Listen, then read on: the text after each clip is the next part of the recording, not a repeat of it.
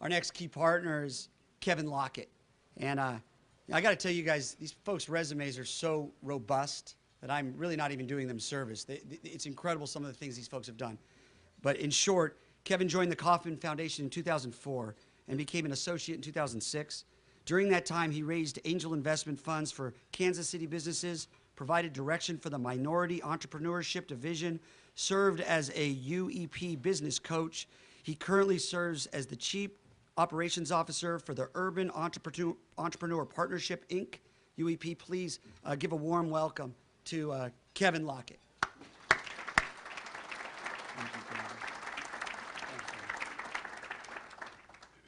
Thank you very much, Steve. It's truly a pleasure to be here. Whenever we open up UEP sites, we will have an event like this, and I have to say that this is by far the best turnout that we've gotten in any community that we've opened a site. So my hat's off to all of you who have taken your time throughout this lunch period to attend.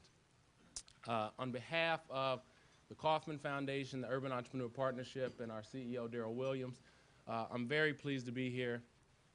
Very excited to announce our partnership with Suncoast Community Capital to be able to bring the UEP's business coaching services to the Manatee and to the Sarasota counties. Some of you may or may not be familiar with Kauffman and with UEP, and so I'll start with Kauffman. Kauffman is a private foundation that is about a $2 billion foundation in Kansas City that primarily focuses on education and on entrepreneurship. And so for the longest period of time, Kauffman has really been interested in the growth of small businesses really from three perspectives. One, from a funding perspective, two, from a research and policy perspective, and then three, from a programmatic perspective. So when you look at the funding perspective, what they've been known to do is to really scour the country looking for the most innovative programs that exist that help small businesses in terms of growth. And so they provided numerous grants to organizations across the country, all with the idea that it almost serves as sort of seed money for those organizations to expand on their programs in hopes that it becomes nationally replicated. From a research and policy perspective, Kauffman's given numerous grants over the years, primarily to academia, to perform a lot of research and to provide data that can be used so that small business community starts to become included in the conversations when policymakers are creating laws and regulations. And then from a programmatic standpoint, Kauffman has always been interested in creating its own sort of world-class programs, and so that's where the UEP comes in. UEP is one of 5 or 6 programs that was created in-house inside of Kauffman. Like most Kauffman programs, after some success, it spun out and became its own organization. And so let me give you just a little bit of history of UEP so you understand exactly what it is that's coming to this county. When we first started UEP, which was in 2005, there were really 4 things that we listed on the board that we wanted to make sure were taken into account as we built this model. One, it had to be research-based. Anything you see that comes from Kauffman is always going to be research-based. Secondly, it had to be data-driven. Same thing. Anything that comes out of that foundation is going to be data-driven. The third thing was we wanted to take an approach with our coaching that we kind of coined the phrase of economic development through entrepreneurship, and I'll explain a little bit about that more in a bit. And then lastly, the fourth thing was we wanted to make sure we took an approach that wasn't a one-size-fits-all. We didn't want a cookie-cutter approach. We had to have a program that was going to be flexible, it was going to be fluid, and would be able to adapt to whatever community it was going to be introduced to. And so I'll start with the results with the research-based approach. So before we did anything, the first thing we did is a bunch of research out of the Research and Policy Division of Kauffman. And much of what I'm going to say you've heard before, I've read in reports, but really to sum it all up, there were 3 major obstacles or challenges that we saw small businesses across the country were facing. One was access to capital, one was access to what I'll call growth markets, and then the last was access to adequate training.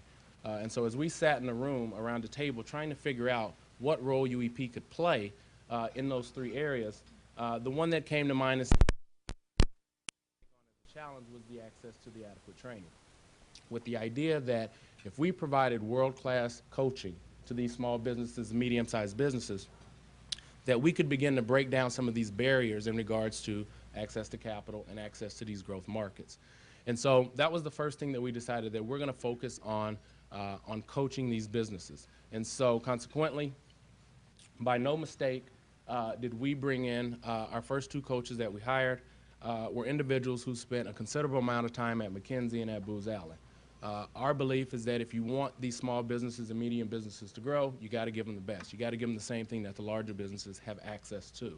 And so those individuals came in, helped build not only our curriculum, our training, how we go about our approach, but then also they took a look at, how are we going to make sure that number two is taken care of, which is the fact that it's data-driven.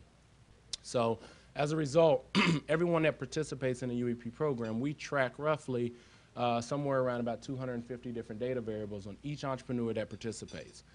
Why do we do this? Three purposes, really. Kauffman, their number one interest is to be able to always look at data on small businesses across the country so they can understand better what the landscape looks like.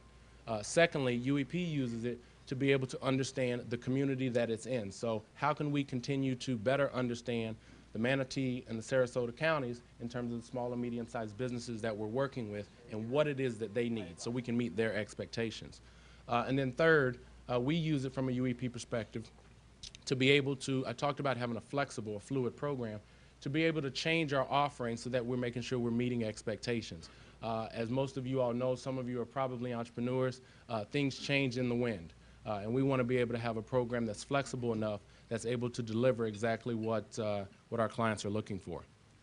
Our third item was this term that we talked about, was economic development through entrepreneurship. And so what does that mean? There are so many definitions of what economic development is. And one of the thoughts that comes out of the foundation is this economic development through entrepreneurship. And so what that means from a UEP perspective is a couple of things. One, when we go in and we perform our coaching with these businesses, the first thing we do is we identify probably 2 or 3 different types of groups of businesses. Usually what you'll find is you'll find businesses that I'll call sort of pillars in the community. They're businesses that have been there for a while. Maybe they've plateaued a bit, but with a little bit of coaching, maybe some access to some new markets, they can experience some growth and have an effect on the economy. But then secondly, what we look for is we look for those young, kind of energetic, small businesses that, or even ideas that have yet to really come to fruition and blossom, and we put all of those groups together. And that's the population that ends up receiving this coaching that's going to take place here in these counties. Now, how is it a little bit different? Well, one of the things we also try to do in this approach is not to take what I'll call a consultant approach. Many of you are probably consultants for other organizations, and if you're paid for your work, you know that you're primarily paid by delivering a service, but not necessarily doing what I'll call transferring the knowledge, okay? You really don't want them to know how you did it. You just want them to know it's fixed, so they'll come back to you and pay you again, okay? Well, the UEP approach is slightly different. The UEP approach is about transferring knowledge. And so it's not only about identifying the issue with the business owner, developing a plan to help them be able to overcome that challenge, and then helping them implement, but it's also about transferring knowledge from the coaching perspective to that entrepreneur, which is why we require the head person or the CEO of all of these organizations has to be the one that's participating in the program, okay? And so what we do is we want to work about transferring knowledge, because our belief is if UEP is not here in this county in 5 years or 10 years or whatever it is, if we've been able to work with X number of businesses over those 5 or 10 years, and in each one of them, we've been able to help build the capacity and the knowledge, not only putting the foundation in place for those businesses to experience growth, but to also transfer the knowledge on how to do so. Now all of a sudden what you've done is you've uplifted the entire small business community in terms of how to do that. One thing I think we all know is entrepreneurs are serial. You'll hear from Michael Levin here shortly, and he's a perfect example.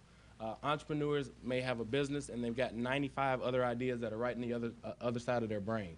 And so whether that means they create 5 other businesses, 10 other businesses, or they just create 5 or 10 new product lines, our belief is that if you come to UEP and you get assistance for a certain item, let's say, through your first encounter, you really shouldn't have to come back to UEP for that same encounter. I'll give you a brief example. If we work with someone and one of the issues happens to be marketing, and we go through a process where we help them understand how you research markets to determine what are your vertical markets, how do you research who the top 5 customers would be within those markets, and then how do you build a marketing plan and a strategy to identify and go after and target those top 5 customers. Our belief is that if you've done that, you shouldn't have to come back to us for that same thing again. And so if you create 5 or 6 other businesses, at least that aspect of the business, you now understand how to do that on your own and shouldn't have to come back. Now, does that mean things don't change? Absolutely not. You'll have items like the introduction of social media, and that definitely affects the area of marketing. So there'll be a touch-up maybe in terms of how does social media now affect the marketing, but the basics or the understanding of how to go through that process and perform that research and find out whether or not your idea is valid or not, or if there's a market for your product or service, that should be instituted in the entrepreneur. And so that's sort of what we mean when we talk about economic development through entrepreneurship. And then the last item is that we don't want to take this cookie cutter approach. If you look at our other 4 sites, we're in Kansas City, we're in New Orleans, we're in Baton Rouge, and we're in Detroit. And if you look at each one of them, they all have somewhat the same mission, same purpose, which is to generally uplift or build the capacity of the business community that's there so that they can attribute more to the local economy. But they're all differently. They're all run different. They all operate different. If you look at Kansas City, we are very basic in nature and is very focused. We primarily work with small businesses to do a couple of things. 1, the focus is on increasing jobs.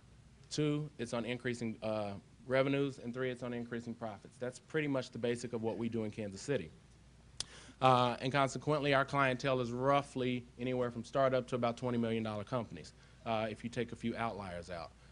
You go down to New Orleans and Baton Rouge, completely different population. Our purpose in being there is to deal with the businesses that were affected by the hurricanes. And so as a result, our businesses there are startups, what I'll even call re-startups, people who were in startup mode and then the hurricanes came, wiped them out, they're starting up again. Anywhere from startup to roughly $4 or $5 million. You go look at what we're doing in Detroit, it's very specific. We're there working purely with automotive suppliers because of the downturn in the auto industry to help them transform or retool into alternative energy, aerospace, homeland defense, healthcare. Clientele there, largest client is about $750 million. So wide range of folks that we have. I believe we just did a study of our folks in Detroit, and I think our average size business is about $280, $285 million. So wide range of folks that we work with. But what we do is we make sure that we build each program around each project, if you will. And then we staff it accordingly so that we're able to produce. So our work here through the partners that we've been working with to get this thing implemented, I believe that our UEP site here is going to closely mirror the work that we do in Kansas City. It's primarily going to be focused on job creation. It's going to be focused on increasing revenue. It's going to be focused on increasing profitability. And so one thing you'll find out about UEP, if there's one metric that we capture that's the most important to us, and everybody captures a bunch of different stuff, for us, we believe it's profitability because we think everything else stems from profitability.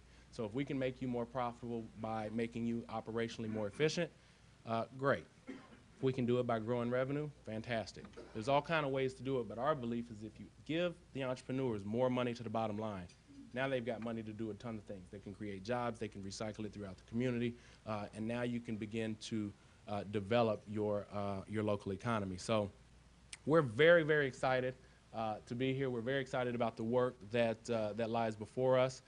I will say from the few that I've met to date, I thank you all for all the community buy-in that's taken place to date. For those of you that have not joined, we really hope that you also join us on this journey. And again, we're excited. We know it's a lot of hard work.